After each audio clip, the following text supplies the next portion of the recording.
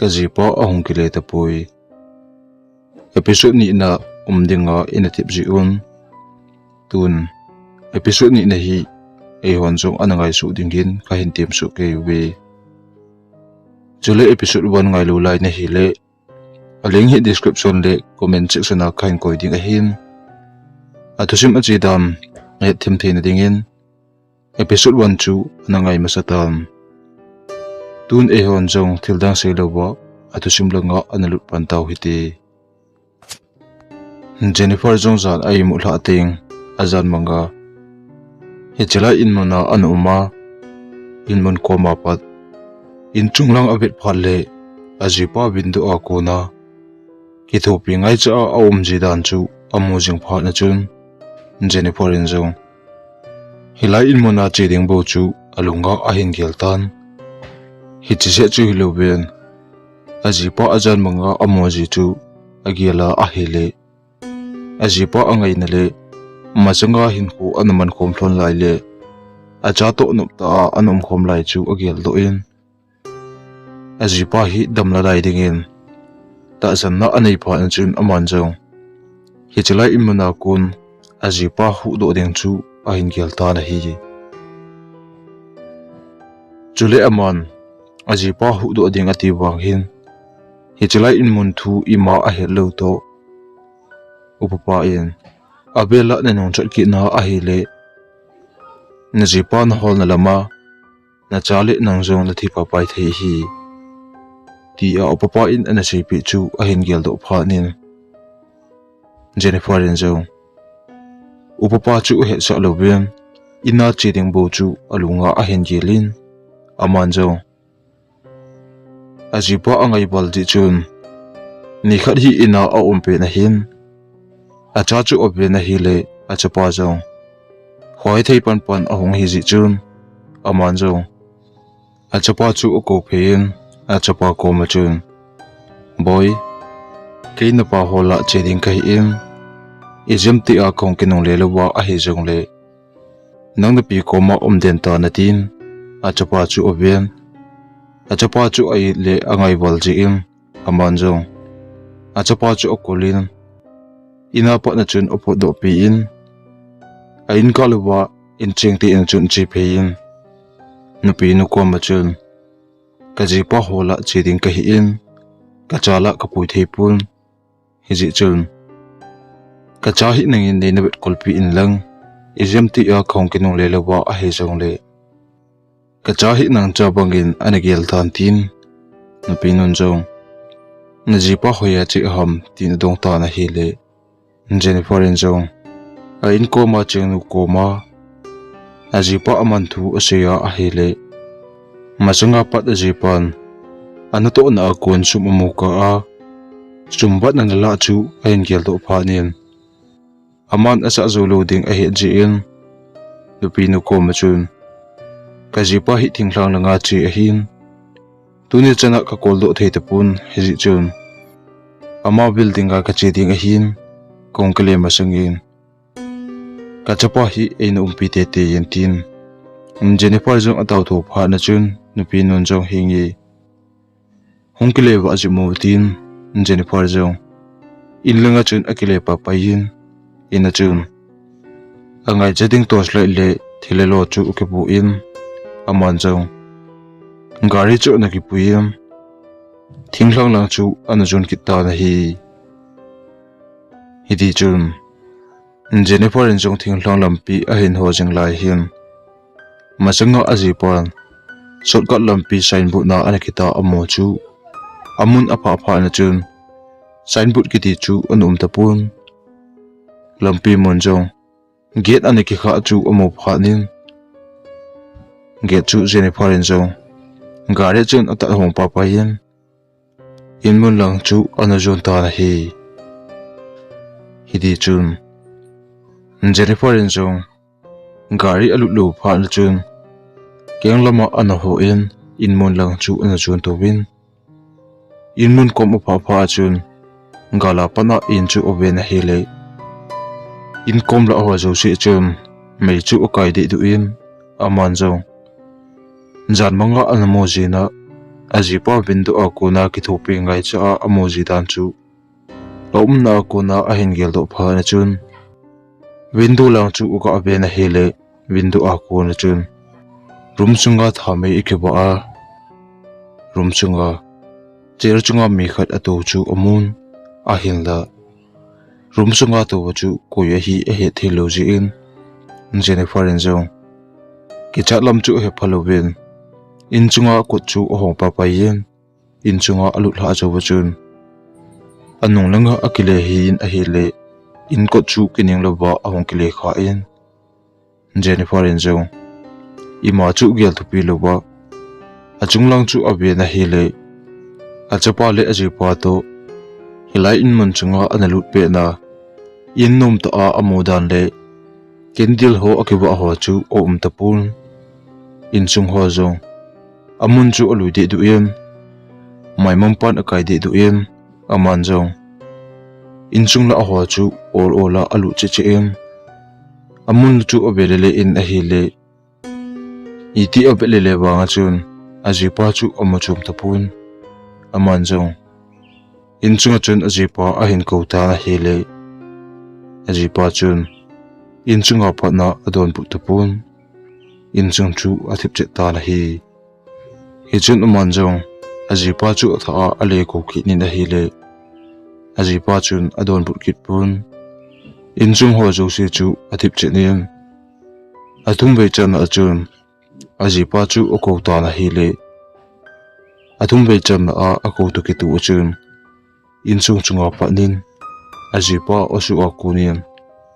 helaya ko me ahintin Jennifer Enzo ajipa osu aza in ajipa chu obela akoki ni na hele ajipan helaya ko me ahinti kit phara chun amanjo in so noya omna akunin song chunglanga chun ola akal tawin ajipa chu achunglanga ahin holele na hele room chu thum omji in ajipan hoilaya patna ahin ko ham a hethei tapun hechun Jennifer Enzo ajipa chu atha ale ko kinin a hele ajipa chun room number 3 na akona chun hoi ahin ti chu ahin ja phanin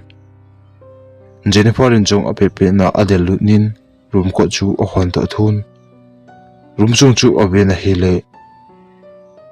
polanga patna room chung ahin mo na chuto akibang chitan amanjo room window chu obena hele room window chu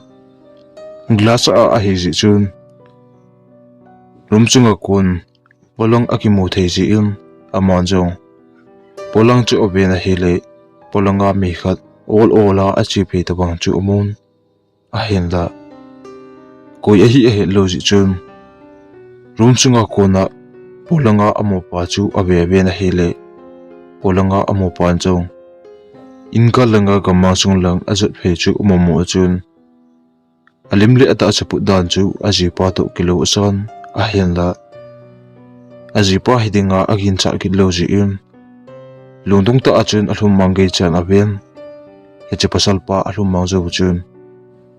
anong langa pat na hiam thilgin hi ahin jamang phi phulin a hele Jennifer Enzo lungdung ta le ki chata achun gang chela anong langa akile hin anong lang chu obena hele room ko da bana kona ajipa da bang chet khat pol ola en sung lang zuna achipi chu ahin mu perlin amanjo apet pe en chun room sunga patna adel phe pa payen ajipa da bang chet khat achipi na lang chu obena hele in chung noi langa ola mi khat akum hla chu amun Jennifer Enzo trosla e chun a khona hele ajipa a hi chu ahin hem amanjo abe pe na chun adel phin khoya na chi gut ham nang hola hong kai e tin Jennifer Enzo ajipa chu asap ta thun iti ako wanga chun ajipa chu amalanga ahong kinung he momo pun ajipa jong in chung noi langa akum hla zo chun midanga achapale ajipa to anikisial na room sung lang chu azun phin room ko le papa achun room ko chu a hong hlan room sunga chun alu ni na hele Jennifer in zo a pet pet na chun room sung lang chu adel phein room ko a pha chun aman zo room ko chu a hong hlan room sung chu a ben hele aji pa room sunga alu chu anom ta pun Jennifer in zo iti room sung a holele banga chun aji pa amulo phanin aman zo room sunga lup na lang chu anai phein lup na kom a pha chun all a chun ukun hlan lup na noi chu oben hele lup na chunga pa na mi khat to hla a akyang a khai hla chu a hin momo chun Jennifer jong alung don to a kicha to a hele akun hla na ko na chun gangchila ada do em lup na chung chu oben hele lup na chunga ima amopun lup na noyam mi khat a ki thol lut na apu gen chu a hin za chun Jennifer in zo gangchila ale bit ki nin a hele akun hla a lup na noi abet to ki tu chun lup na chunga pat mi khat nin akyang a khai hla chu amukit nin a hin la akun hla na ko na ada do a lup na chung abet jong le lup na chunga koima amukit lo pha na chun Jennifer jong akicha na asang che che em lup na koma adin na ko na chun a hong kinong tolin rumpang ning lai ta achun kichata in ading hlan hele hechipeta achun inchunga patna ajipan amina ahen ko chu ahen za za en Jennifer jong akichat to ajipa osu za za en ajipa osu aza na lang chu rumchunga patna adel thona hele inchung agal langa ajipan ma umna lang ahen za chu umumu in Jennifer jong ajipa chu adel papayen ajipa chu okol to thun hele ajipa okol to thuwa kichata a ati kithin pe lai ta achun ajipa chu ata sa chu obo de du yam ati chung chu akhoyan a hele ajipa chun ta se pe him apujo to pun he chun Jennifer zo ajipa okol na akuna chun ajipa mai su chu oben hele ngala pana ajipa a anamo chu ajipa a hitapun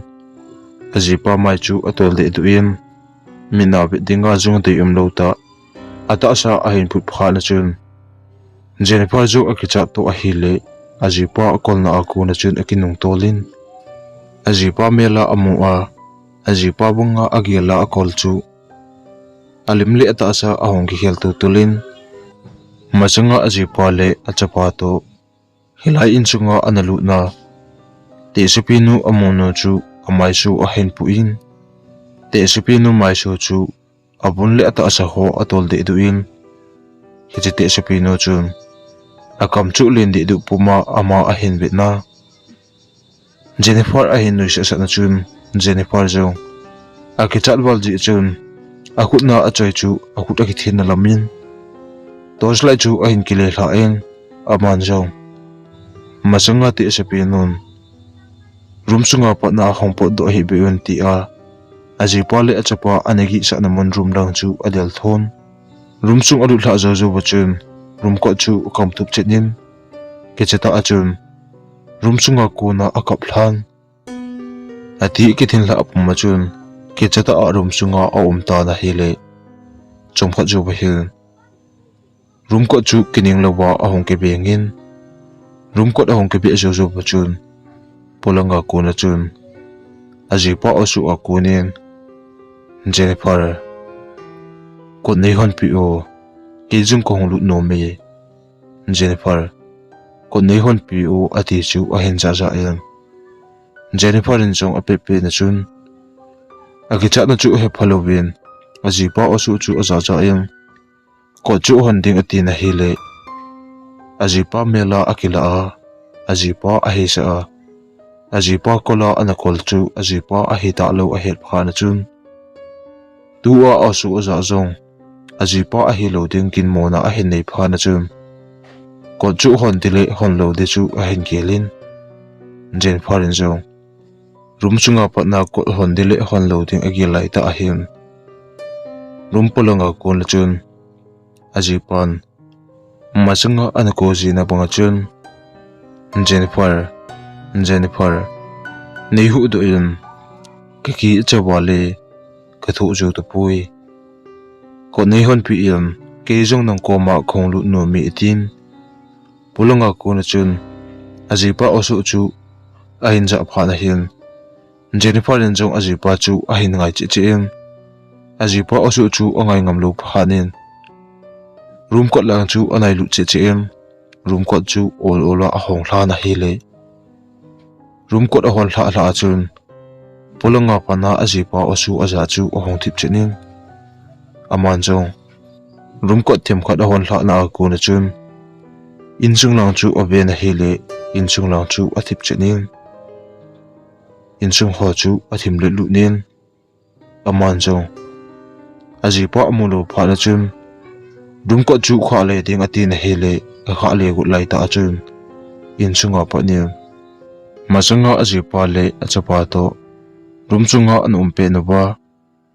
room polanga kuna te sapi no no yin le a o chi belbul puma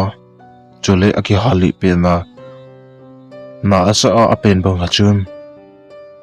inchunga pa na a henja in a hele te sapi no apen yin le a hosa chu agim nei wal ji in Jennifer jong aki cha to a hele a pe pe na chun ko chu gang chela le kha ding atin a hin la ko le kha ding ati lai ta achun room ko chu me khanin a hin tu banga chun room ko chu a kam thei mo ta pun Jennifer en jong athanation a iti akaya room ko chu kha pa pai ding ati bangin room ko chu ahong ki kain aman jong athanation a room ko iti akai banga chun room ko apolanga pa na mi khanin room ko a hin tu banga chun akai but mo ta pun aman jong hiti a akai kai la langa chun atha ju si ahong chol han hichun Jennifer en jong room ko chu atha a akai ki ta na hele athani chuna kining lowa akai tu ki tu chun room ko chu ahin ki kai banin room ko a ki kai bon ju chun room ko chu kam thup chenin room chunga ke chata a umta na hi hiti chun Jennifer jong room chunga ki chata a umpe lai ta hin masanga ajipa to analu no ba achale amani lele ahong po do a upapan hilai muna na jipa hi athiden ahitai iti hol jong la chun ata sa jong dale nu mo lo ting hi ti chu ahin rial do phanin Jennifer en jong thilum dan chu agil rialin a hele ajipa pela hong kilanga ajipa ahi sa akol le ajipa ana hi lo dan ho chu agil khom khomin azan manga ki thupi ngai cha ajipa hilai in mun chunga amoji chu aman ako hiloba hichi in chunga lagau cheng te spinu lagau chun hilai in chunga amazong atha a ale ko ahidan chu ahin khedo phanin Jennifer jong ati ki thingin aki acham hilai muna kuna azam do na ding chu yiti agelin ahin la azam do the ting him chu agel do momo ta pu na hi hidi chun chomkhat te bang awum jo bahin room ko chu kining lowa ahong ki begin ahong ki be ju chun ajipa osu ahin atha ahin ko ki din Jennifer in ajipa na hin ko aza za chun ko chu honding ati jong le ko honna abet phale ajipa amoji lo dan chu aman jong ahin het phanin room ko da bana ajipa osu aza na ko na chun room ko na chun ading hlan nang ka jipa na hi tapui ka jipa hi athi ahi ta itin hi chpe lai ta achun room ko chu atha a ahong ki beng kitnin achapa osu a kunin heno nei hu do ahin ti chu aza za ahin Jennifer jong aking la jengin achapa osu aza za chun ko chu hon ding ati na hile ajipa osu aza a ahon phale ajipa om zilo dan chu agile acha osu aza jong achapa ahi lo ding ahen ahin la achapa chu ayit walji in aman zong hoita achun atha a angai kinin a hile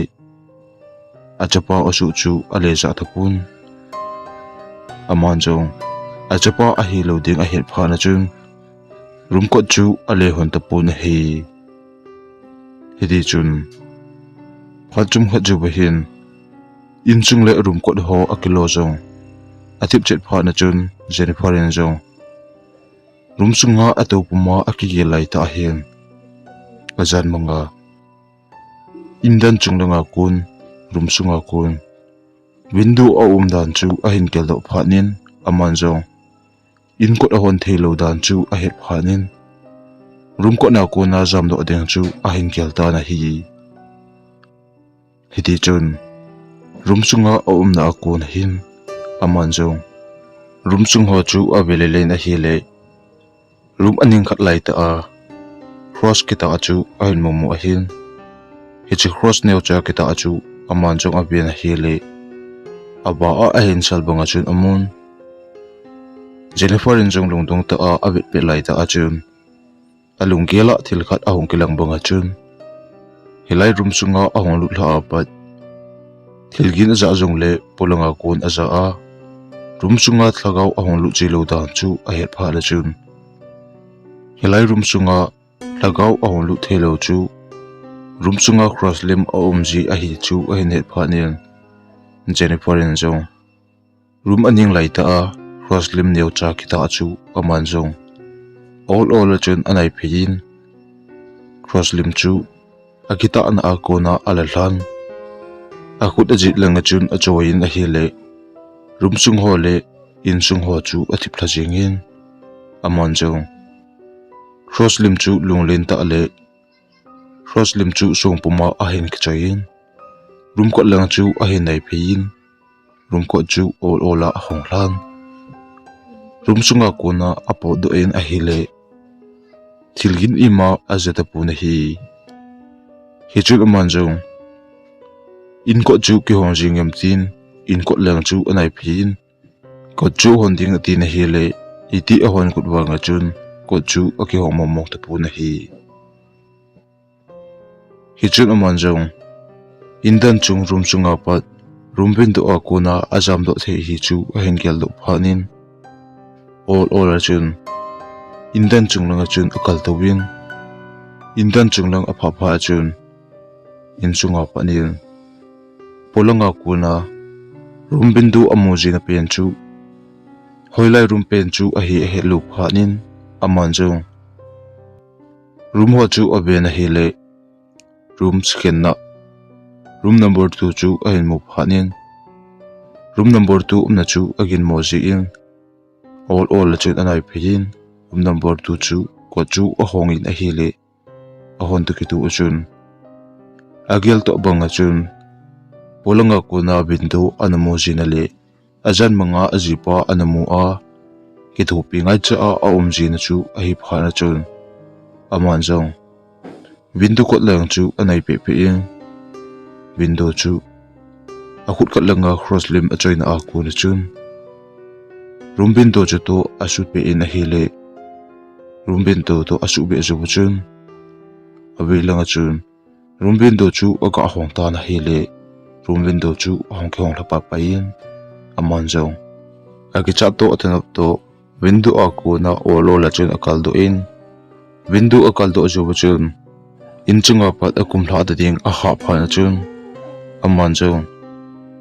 inning ho a ko la chun all ola alem phein inninga kho ma ko la chun all ola akum thlagun a hele achana chu a hin ki hlopelin noilang chun pu la a chuna hi le Jennifer zong inchunga pat noilanga achu chu chun akeng chu a hen ki bel themen aman zong akeng ki bil thep jo chun achunglang chu abe na hi le azilanga achoi cross chu window aning lai ta achun a hen le thatan aman zong polang apa ta ji chun cross achoi chu he halloween kipa ta chun akeng chu kibil he pumpama chun all la lampi lang chu a hen jun phein phabepi apha zowa ahong ki bai phe zowa chun in kot aki hon gin tapang hi anung langa pat a hen in aman zong anung langa le ki hi ding bo chu alung ahong thi tun tunin adin na ako na chun all ola anung langa akile hi yin anung lang chu obe na hi le in chunga achapa ta bang khat all ola alu la ko chu a hen mo mo chun Jennifer in zong ETS bang chun achapa chun aja pi ta pun achapa chu in chunga ko na chun all ola alu ta na hi Jennifer in zong in chunga alu la chu achapa amom mo chun omna pat akiang ki bai puma adel thon hiti a adel tho pe lai ta achun in ko chu kining lewa ahong ki le kha in kot akile kha zo chun achapa chu eti ko ba asap wangil achapa chun aja pi ta pu na hi hiti chun Jennifer in jong in ko chu alo to thun eti hon ding ati wangin in ko chu aki hong but mo ta pun atha zo si achol ha to aman jong achapa hidinga agin cha ki lo phanin ina pa na chun agana thi lam ta in akyang chu ki boy pum puma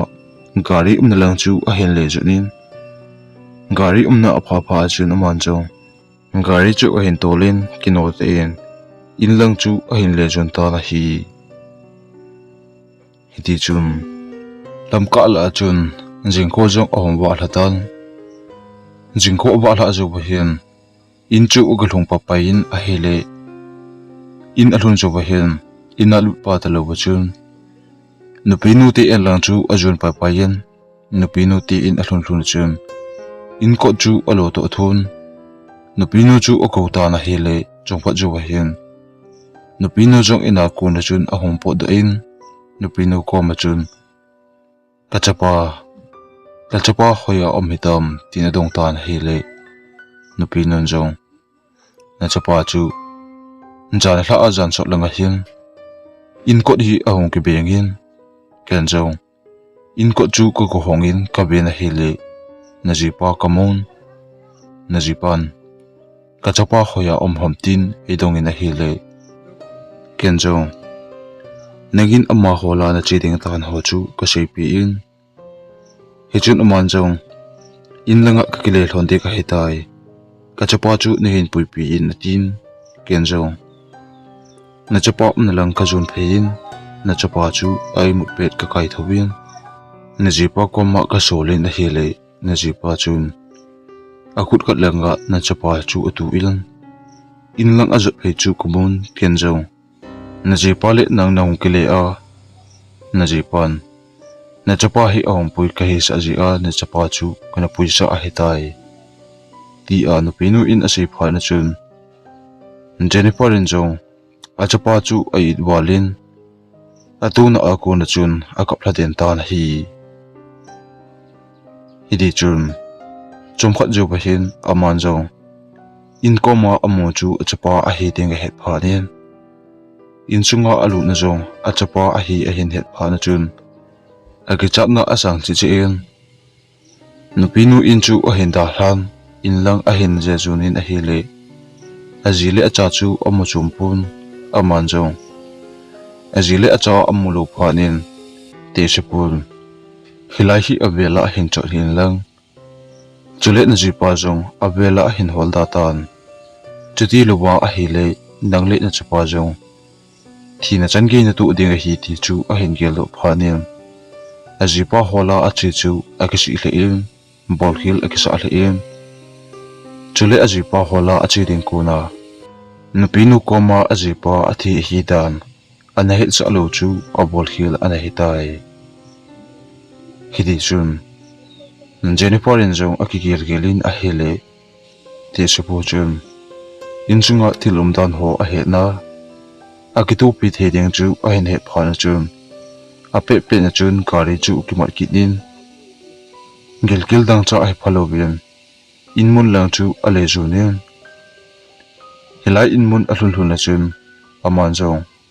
aking azit ho chu avele le na hi le te sepu na ding in himem chu amajo ta pu na hi hiti chun Jennifer jong ki ngai sita le la sita achun acha ngai pum le aji ngai pum achun in kom achun uto hlan chom khat bang ado hla jo hin agal langa ko na hin te sapu amo pa chun in lang a hin ja phei chu amomo a hin te sapu na lang chu adel phein te sapu kom a pha chun te sapu kom chun na to sei kana sa lo le na to sei ka ji lo ji in tun ka ji pa jong ka le no mo di pon ka cha pa jong helai in chung ma ma a le lu tai ti a se chun te sapu jong ipi na gela helai in mon hi avela na hong chat kit ham helai in mona pana na kile do du pa chule na ji pa jong avela na hong holo dinga thu ko pi te lo ham tun na thu sei ngai lo ji in na cha khan khu jong tun amboi lo tai tia ase chun Jennifer in jong azan mang si le aji pa ki thu pi ngai cha a da ho chu ase pi in te se pu ko ma chun ai poi lo se te in nei ki thu pi in ka cha hi athi ma sangin tun hu do dinga hong ka hi in ka cha hu do dingin nei pan pin tin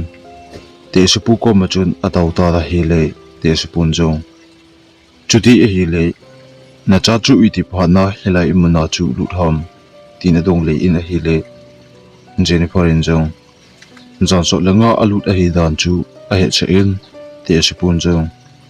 chuti e hi le ama alut pha le jan so nunga chu hilai min mon chu zot le ding a hin keimon ka ki thu pi the na chana hilai in mon hi abela na hin chot lo dinga ka het sa na hitan tun abela na hin chot ki na hitabang thil na tu hi keimon apan pin ding ka nei zo to pun he jong le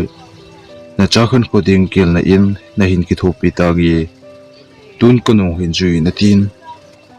Jennifer in jong te supu non non chu ajui ta na hele in agalanga gamma su chun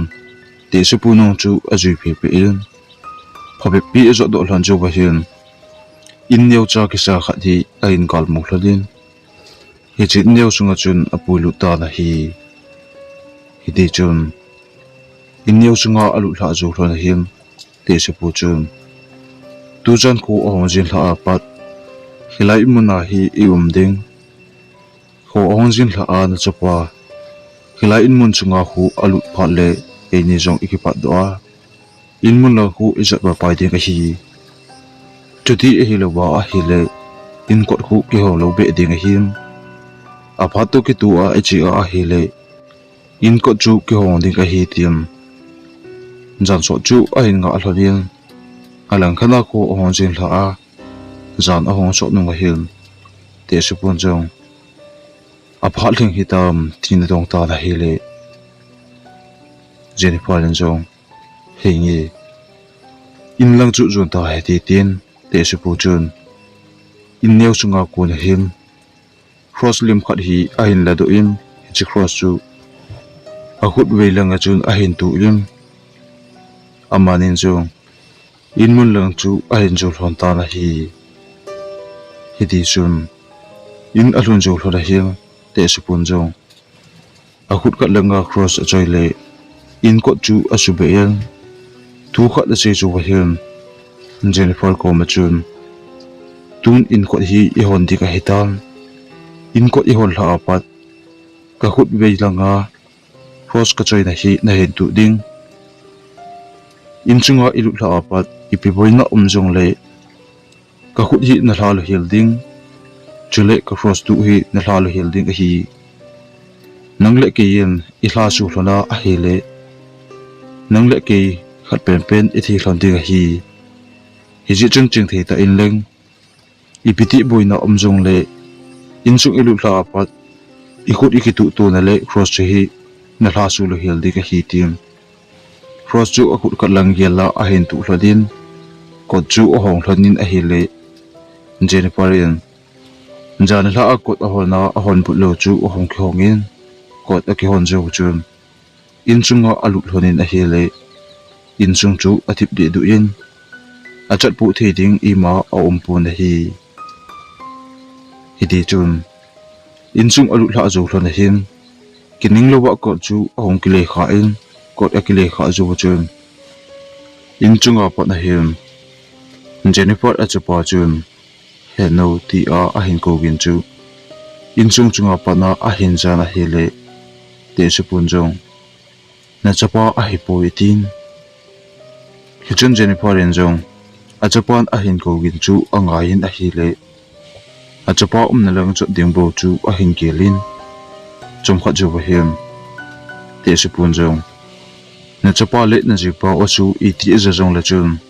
nikiza mo sa ding hilai in mana pa na hong jam do deng ko na cross na choi chu igala ding hi chuti hilowa a hele na chapa hi hilai in mana pa na le ki pui do thelo ding hi aji chu hi chi cross a pa na chu hilai in chunga ama tha ho khat pen pen ko do the him a hin la tu a ka cross choi pen hi in ko hon na le nang le ke e su kha thelo na ding le e ni chunga tha ane thelo no na dinga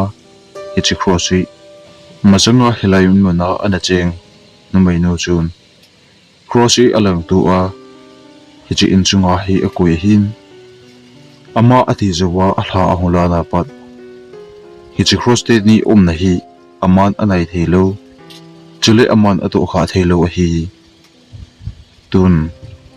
najipa i hu do ding kham na chapa ile pui ding kham hi chu nangian khajo zo chu na len angai tai ti a se chun Jennifer jong alung adong hle zigin kajipa tu chana dam na lai ham tin ale do kini na hile te spun jong hingi hilai in muna anathino lagaw hi lagaw mai a hepun hi chala in mun chung zo si a tha anei na hi aza chu ma hi ama hiam hilai in mun chunga analut ho zo si kuima akile do sa loba ata sa le a hla hilai in mun chunga hi a chen den sa pa pai ji a hi chi apa na chu na ta sa na ji pa hi him na cha hi him khat pen pen chu ile hu do theina dingin nangim na cha le na ji khat zo na ren do angai tai ti a se chun Jennifer in jong agelin a hele a ji chu angai jin ma singa hin khu anman lai thon agelin a ji pa chu ai ki nin a hen la a ji pa hu do a hele